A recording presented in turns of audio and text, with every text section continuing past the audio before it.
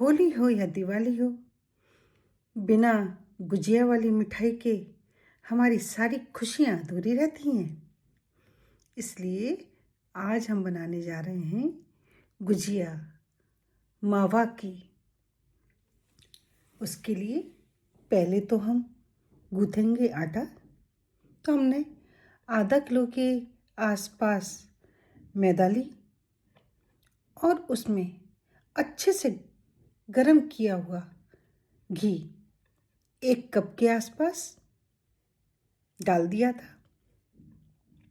और फिर उसको अच्छे से मसला, ऐसे कि उसके लड्डू बनने लग जाए। अब फिर उसमें हमने डाला गुनगुना पानी, उसी से हमने उस मैदा को गूँथा अच्छे से सॉफ्ट होने तक। और जब वो गुथ गया तो हमने उसको एक गीले कपड़े से ढक कर के रख दिया आधा पौन घंटे तक, जब तक हम बना लेते हैं अपने लिए मावा का मसाला, जो कि हमें गुजिया में भरने के लिए चाहिए। उसके लिए लिया हमने खोआ, थोड़ी सी तगार और कुछ अपनी मेवे, और थोड़ी सी डाली हमने, जैसे अपना अगर 1 केजी खोआ है तो उसमें 100 ग्राम सूजी, आप जैसा खाना चाहें उस हिसाब से, क्योंकि भून के उसको उसने डाल दिया, क्योंकि सूजी की वजह से गुजिया बिखरती नहीं है, मावा को बचा के रखती हैं, मावा उसमें मिक्स हो जाता है। इसलिए अब ये हमारा मावा तैयार हो गया। अब हम बनाएंगे अपनी गुजियाओं की पूड़ी। इसको हम पतला पतला बेल लेते हैं और देखो कितनी आसानी से बेल गई है ये।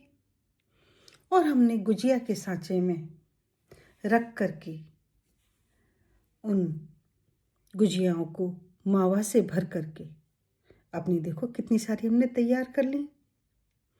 और अब बारी आती है इनको तलने की। तो हमने मीडियम आंच पर, मीडियम गैस पर इसको रखा, मीडियम पर धीमा धीमा ही सिकने दिया हमने, जिससे कि क्रिस्पी और अच्छी हो जाती है।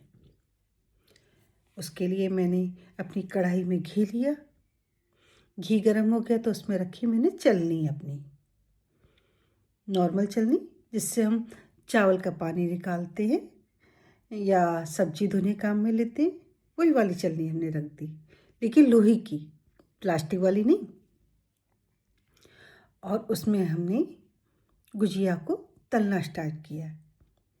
ऊपर वाला हिस्सा जब गुजिया को उठाते हैं नीचे से, तो उसमें से जो सॉफ्ट वाला हिस्सा है उसको ऊपर रखते, और जो थोड़ा सा हार्ड हो जाता है, हल्का सा, मतलब ऊपर वाला हिस्सा नीचे करके ऐसे हम उसको तलते हैं। तो देखते हैं कितनी जल्दी से ये हमारी इतनी सारी ढेर सारी गुजियाएँ खाने के लिए तैयार हो गई। देखो ना, मुझे भी डकार आ गई, क्योंकि मेरे यहाँ तो गुजियाएँ बहुत पसंद है और बनती ही इसीलिए कि बाज़ार की मिठाई तो नुकसान करेगी भी त्योहार के दिन, लेकिन हम अपनी घर की मिठाई तो बना ही लें।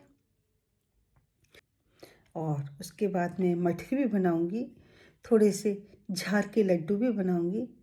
आपसे फिर मिलती हूँ एक नई रेसिपी के साथ। यदि आपको ये रेसिपी पसंद आई हो तो प्लीज़ लाइक एंड शेयर करें, साथ में सब्सक्राइब करना ना भूलें, कमेंट ज़रूर करें। जय श्री कृष्णा।